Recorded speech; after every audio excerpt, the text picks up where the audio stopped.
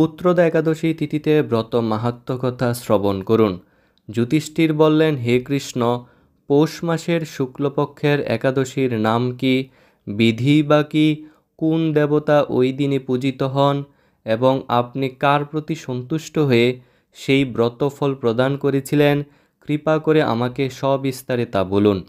শ্রীকৃষ্ণ বললেন, হে মহারাজ, এই একাদশী পুত্রদা নামে প্রসিদ্ধ।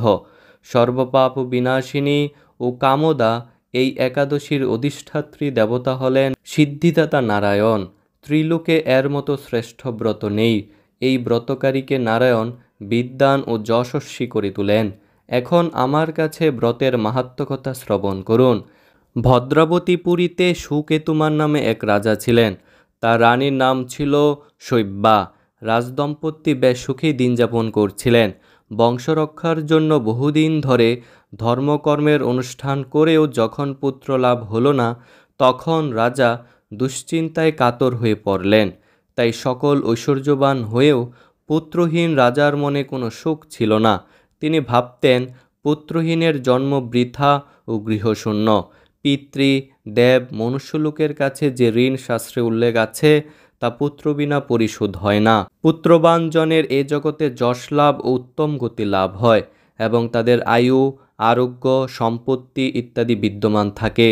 নানা দুশ্চিন্তাগ্রস্ত রাজা আত্মহত্যা করবেন বলে স্থির করলেন, কিন্তু পরে বিচার করে দেখলেন এটি মহাপাপ। এর ফলে কেবল দেহেরই মাত্র হয়, কিন্তু আমার পুত্রহীনতা তো দূর হবে না। তারপর একদিন রাজা নিবিড় বনে গমন করলেন। বনে ভ্রমণ করতে করতে দ্বিপ্রহর অতিক্রান্ত হলে রাজা ক্ষুধা তৃষ্ণায় অত্যন্তই কাতর হলেন। এদিক ওদিক জলাদির অনুসন্ধান করতে লাগলেন। তিনি চক্রবাক, রাজহংস এবং নানা রকম মাছে পরিপূর্ণ একটি মনোরম সরোবর দেখতে পেলেন। সরোবরের কাছে মুনিদের একটি আশ্রম ছিল। তিনি সেখানে উপস্থিত হলেন। সরোবর তীরে মুনিগণ বেদ পাঠ করছিলেন। মুনিবৃন্দের শ্রীচরণে তিনি দণ্ডবৎ প্রণাম করলেন। মুনিগণ রাজাকে বললেন, হে মহারাজ, আমরা আপনার প্রতি প্রসন্ন হয়েছি। আপনার কি প্রার্থনা বলুন। রাজা বললেন, আপনারা কে এবং কি জন্যই বা এখানে সমবেত হয়েছেন? মুনিগণ বললেন, হে মহারাজ, আমরা বিশ্বদেব নামে প্রসিদ্ধ এই সরোবরে স্নান করতে এসেছি।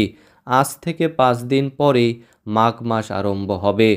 আজ পুত্রদা একাদশী তিথি। পুত্র দান করে বলেই এই একাদশীর নাম পুত্রদা। তাদের কথা শুনে রাজা বললেন, হে মুনিবৃন্দ, আমি অপুত্রক, তাই পুত্র কামনায় অধীর হয়ে পড়েছি। এখন আপনাদের দেখে আমার হৃদয়ে আশার সঞ্চার হয়েছে। এ দুর্ভাগা পুত্রহীনের প্রতি অনুগ্রহ করে একটি পুত্র প্রদান করুন। মুনিগণ বললেন, হে মহারাজ, আজ সেই পুত্রদা একাদশী তিথি, তাই এখনই আপনি এই একাদশী ব্রত পালন করুন। ভগবান শ্রী কেশবের অনুগ্রহে অবশ্যই আপনার পুত্র লাভ হবে।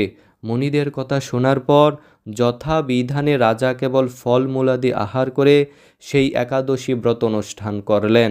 দ্বাদশী দিনে উপযুক্ত সময়ে শস্যাদি সহযোগে পালন করলেন। মুনিদের প্রণাম নিবেদন করে নিজ গৃহে ফিরে এলেন। ব্রত প্রভাবে রাজার যথাসময়ে একটি তেজস্বী পুত্র লাভ হলো। হে মহারাজ, এই একাদশী ব্রত সকলেরই পালন করা অবশ্যই কর্তব্য। মানব কল্যাণ কামনায় আপনার কাছে আমি এই একাদশী ব্রত কথা বর্ণনা করলাম। নিষ্ঠা সহকারে যারা এই পুত্রদা একাদশী ব্রত পালন করবে, তারা পুত নামক নরক থেকে পরিত্রাণ লাভ করবে। আর এই ব্রত কথা শ্রবণ কীর্তনে অগ্নিষ্ঠম যজ্ঞের ফল পাওয়া যায়। ব্রহ্মাণ্ড পুরাণে এই মাহাত্ম্য কথা বর্ণনা করা হয়েছে। হরে কৃষ্ণ।